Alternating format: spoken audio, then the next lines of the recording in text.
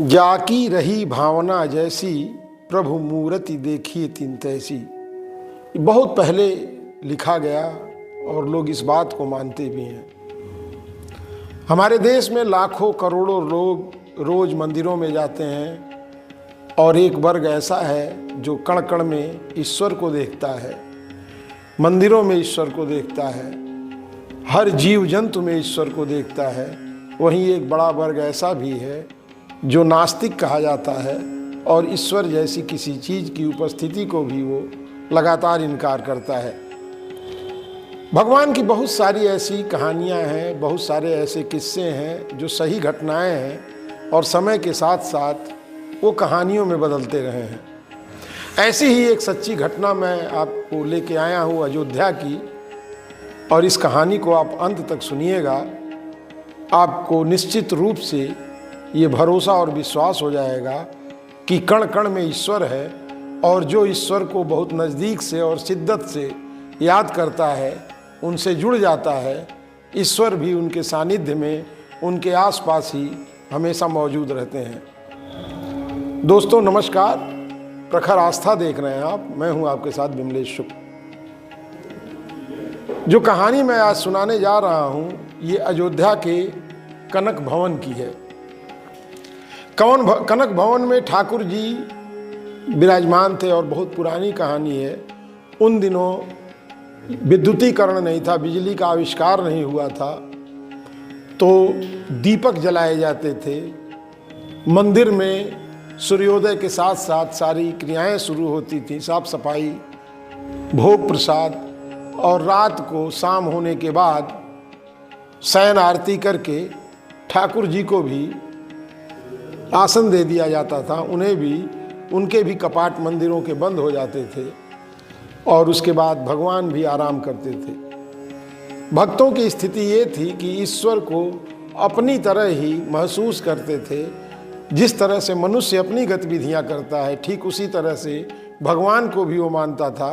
सुबह उनको जगाना, स्नान कराना, मंजन कराना, भोजन कराना, भोग प्रसाद कराना, बाल भोग लगाना, दोपहर का भोग, सारी क्रियाएं जो मनुष्य अधिकतम जो भी दैनिक जीवन में क्रियाएं करता है, वो सारी औपचारिकताएं ईश्वर के साथ भी की जाती थी। प्रत्यक्ष रूप से तो ऐसा नहीं होता था, ऐसा नहीं दिखता था, लेकिन जिस तरह से फूल की सुगंध, फूल दूर भी हो तो आप उसकी सुगंध को महसूस कर लेते हैं, इसी तरह से हर क्रियाओं को ईश्वर भी स्वीकार करते हैं। जब उनके साथ कोई भी क्रिया की जाती है तो वो स्नान भी करते हैं, भोजन भी करते हैं, प्रसाद भी ग्रहण करते हैं, जल भी पीते हैं, तो वो सुगंध के रूप में ग्रहण करते हैं। और जब उस सुगंध को वो ग्रहण कर लेते हैं, उसके बाद जो प्रसाद बचता है वही भोग प्रसाद भक्तों में वितरित किया जाता है और प्रसाद में मिला करके बहुत सारे लोगों को दिया जाता है। तो कनक भवन में ठाकुर जी का विग्रह मौजूद था। वहीं अयोध्या में एक बड़े महान संत हुआ करते थे जो ठाकुर जी को अपना छोटा भाई मानते थे, खुद को बड़ा भाई मानते थे, और जब भी ठाकुर जी के पास जाते तो उनसे हाल चाल पूछते और पूछते कि कोई दिक्कत तो नहीं है, कोई बात तो नहीं है। बाकी कोई, मैं बड़ा भाई हूँ, कोई बात छोटे हो भाई आप, तो कोई दिक्कत होगी तो आप हमको बताइएगा, कोई परेशानी होगी तो बताइएगा। ये क्रिया नियमित चलती रही और वो अनन्य भक्त थे, लेकिन भाव उनका अपना, स्वयं को अपने आप को वो बड़ा भाई मानते थे ठाकुर जी का। वहाँ जो गोसाई जी थे, गोस्वामी जी जो थे, जो उनकी नित्य पूजा करते थे, पुजारी जी, तो जबकि ये कहानी है, जबकि ये घटना है, उस समय पुजारी जी के छोटे बच्चे को खुजली जैसा कुछ गंभीर रोग हो गया। पुजारी जी बड़े परेशान थे। अब बच्चे के तरफ उनका चिंतन ज़्यादा बढ़ गया, ईश्वर के तरफ चिंतन कम हो गया। तो उन्होंने तरह तरह से लोगों से सलाह लेना शुरू किया। बच्चे के उपचार के लिए तमाम चिकित्सकों से संपर्क किए, वैद्य से संपर्क किए। तो एक वैद्य जी ने पुजारी जी को बताया कि ये 3-4 चीज़ों के साथ नीला थोथा थोड़ा सा मिला करके, उसको पीस करके उस लेप में मिला करके बच्चे के शरीर पर अगर आप लगाएंगे तो निश्चित रूप से ये भरोसा है कि वो ठीक हो जाएगा। अब वो थोथा ला करके पंडित जी बाजार से ले आए, तो उस समय बहुत भीड़ नहीं हुआ करती थी मंदिरों में। इक्का दुक्का लोग, भक्त लोग जो वास्तव में ईश्वर के संग निकट रहने वाले थे, वो नियमित रूप से सुबह शाम की आरती पूजा में हाजिर रहते थे। तो वो थोथा मंदिर में ही रख दिया गया और पुजारी जी ने वहां रख दिया गलती से जहां मिश्री रखी हुई थी, और उस मिश्री से ठाकुर जी का भोग भी लगता था। तो जब शाम को भोग का समय आया तो रात में ठाकुर जी को दूध का भोग लगाया जाता था जिसमें मिश्री मिलाई जाती थी। पुजारी जी बच्चे को लेकर के बड़े बेचैन थे, परेशान थे।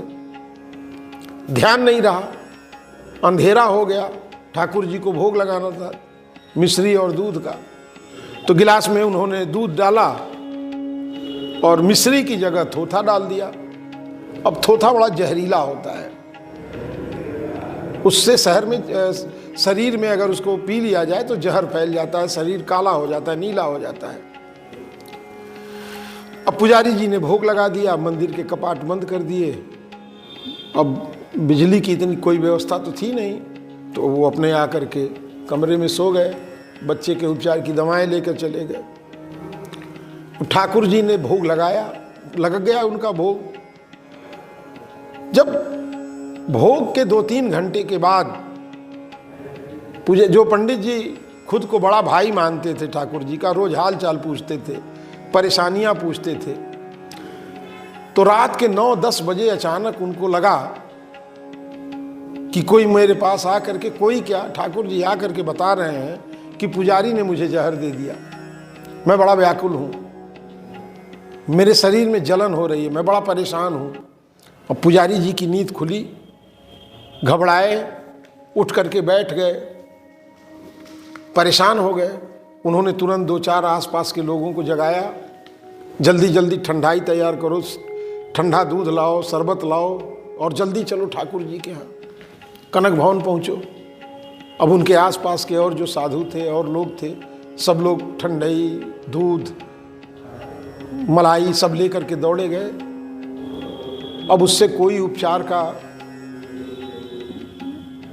साधन ही नहीं बन पाता था। पुजारी जी को ये लोग जगाए। पुजारी जी ने कहा, अरे भाई इतनी रात को कहाँ से आ गए भाई आप पुजारी जी, पंडित जी। पंडित जी ने कहा, अरे तुम सोए हो, ठाकुर जी को तुमने जहर दे दिया। पुजारी घबराए, उन्होंने कहा, अरे नहीं ऐसा तो नहीं कुछ हुआ। कहे, नहीं आपने जहर दिया है और ठाकुर जी ने मुझे बताया।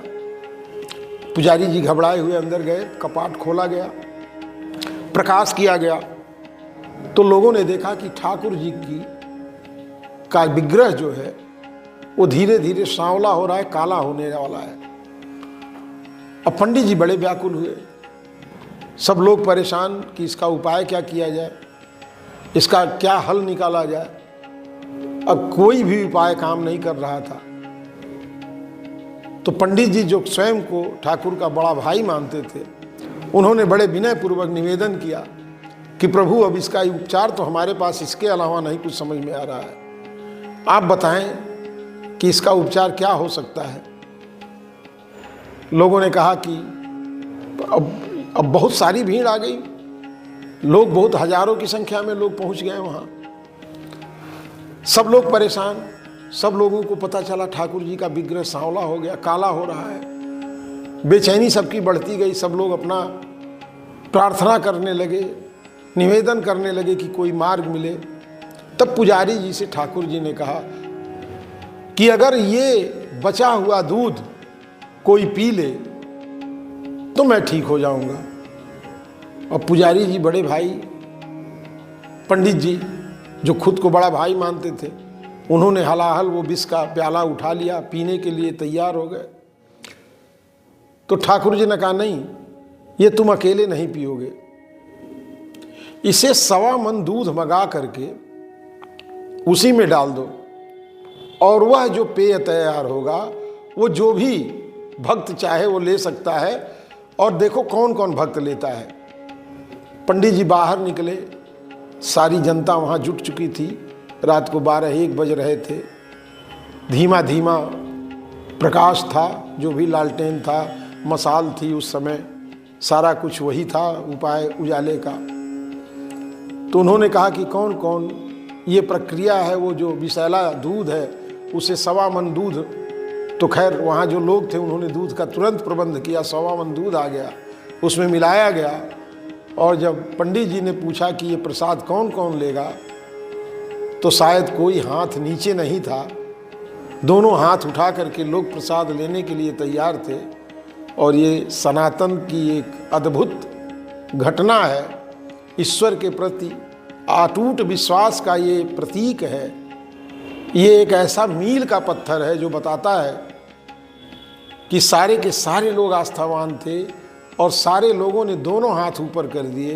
फिर उस 1.25 मन दूध को मिलाया गया, लोगों में वितरित किया गया और धीरे धीरे ठाकुर जी का रंग अपने पुराने रंग में आने लगा। लेकिन उसके बावजूद उनके हथेली पर एक छोटा सा दाग काले रंग का रह गया, जिस पर आज भी मेहंदी लगाई जाती है।